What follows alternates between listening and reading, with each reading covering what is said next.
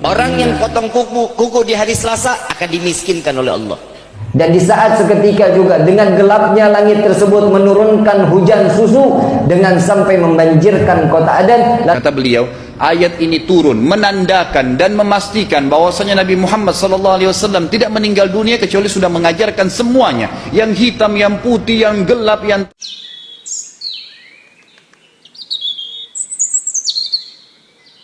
Assalamualaikum warahmatullahi wabarakatuh. Alhamdulillah, jumpa lagi sahabatnya dengan channel saya. Semoga sahabat semua selalu dalam lindungan Allah Subhanahu wa taala.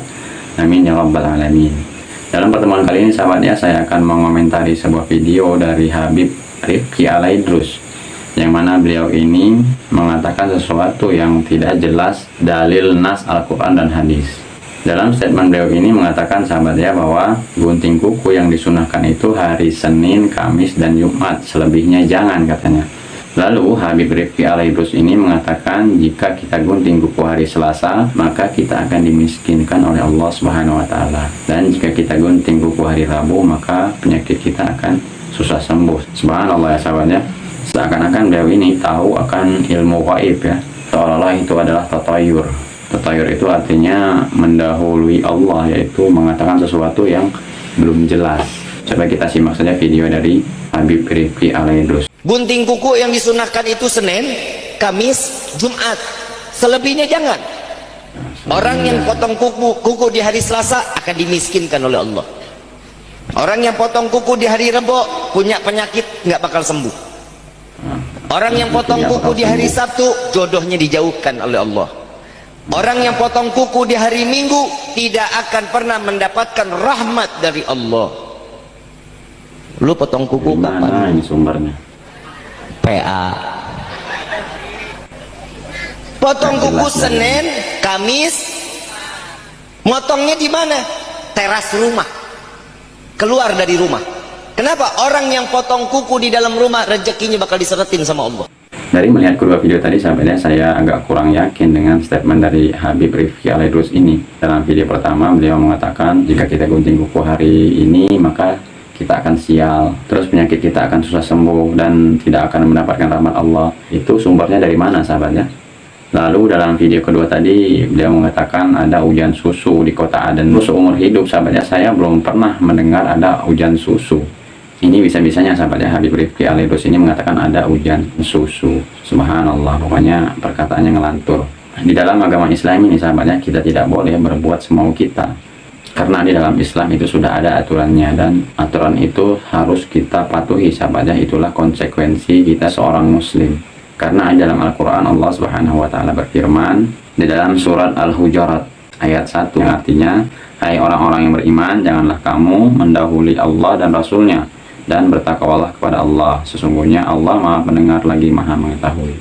Jadi kita tidak boleh sahabatnya mendahului Allah dan Rasulnya dengan mengatasnamakan Islam, karena sahabatnya dalam Islam kita harus patuh dan taat kepada Allah dan Rasulnya tentunya, sebagaimana Allah Subhanahu wa taala berfirman dalam surat An-Nisa, yaitu yang artinya barang siapa yang mentaati Rasul sesungguhnya ia telah mentaati Allah. Jadi kita harus taat ya pada Rasulullah SAW. Tidak boleh kita membuat syariat selain dari perintah Rasulullah SAW.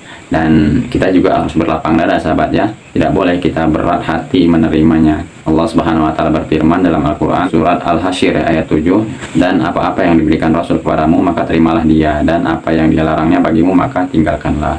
Jadi kita harus siap-siap ya, apa yang diperintahkan Rasul maka kita harus kerjakan, dan apa yang dilarang Rasul maka kita harus tinggalkan. Salah satunya yaitu membuat ibadah baru dalam Islam ini, sebagaimana yang dijelaskan oleh Ustadz Khalid Basalamah dalam video kali ini. Semoga dalam tausiah beliau yang singkat ini bisa menambah ilmu dan wawasan kita tentunya sahabat ya. Coba kita simak penjelasan dari Ustadz Khalid Basalamah. Ibnu Katsir rahimahullah, garis bawahi poin ini. Ibnu Katsir rahimahullah dalam tafsir beliau, tafsir Quran Azim, dan subhanallah Ibnu Katsir ini kata ulama hampir semua kalangan golongan itu banyak memakai buku beliau, walaupun berbeda dari sisi pemahaman yang lain, tapi tafsirnya kebanyakan kembali ke tafsir beliau. Beliau mengatakan tafsir surah Al-Maidah ayat 3 yang bunyinya a'udzubillahi minasyaitonir rajim, al-yawma akmaltu lakum dinakum, hari ini saya sempurnakan agama kalian kata Allah ya. Wa atmamtu alaikum nikmati, saya sempurnakan nikmatku pada kalian, artinya tidak butuh yang lain.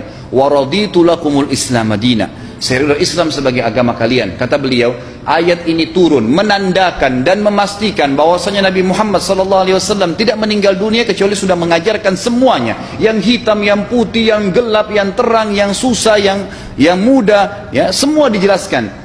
Siapa, kata beliau, yang menganggap masih ada sesuatu yang harus ditambahkan setelah Nabi SAW meninggal dan turun ayat ini, maka dia adalah ahli bid'ah.